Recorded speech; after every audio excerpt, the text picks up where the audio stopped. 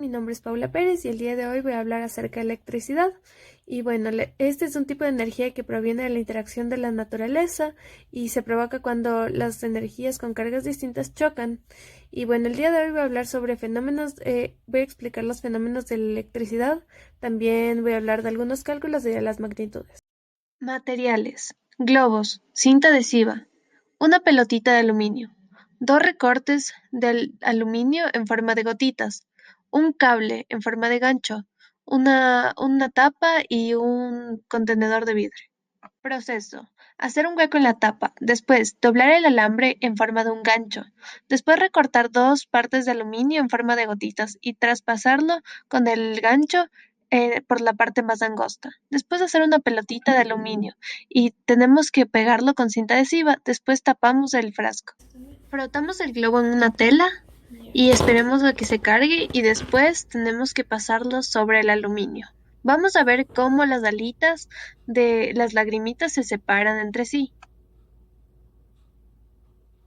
Lo que sucede primeramente es que el electroscopio está neutro, tiene igual cantidad de carga positiva y negativa. Cuando frotamos el globo, este se carga negativamente, y cuando acercamos el globo al aluminio, la carga positiva que tiene el electroscopio es atraída al globo por la pelotita de aluminio y los recortes de aluminio van a quedar con cargas negativas, por lo que estos se repelen.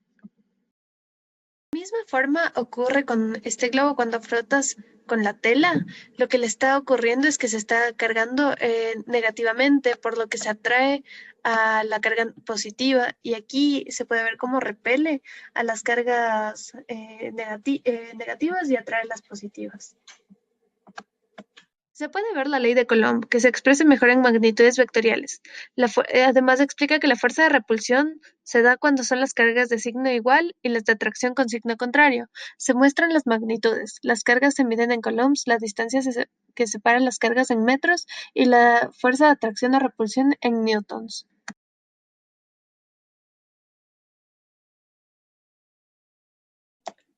Bueno, para este ejercicio tenemos un circuito cerrado que está ya armado.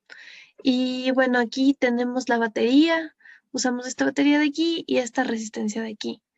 Entonces, bueno, también tenemos un elemento para medir los amperios, que es este de aquí, y tenemos también para medir el voltaje, que es este voltímetro, y un foco que va a estar en 50 ohmios. Entonces, la batería interna debe estar en 10 ohmios.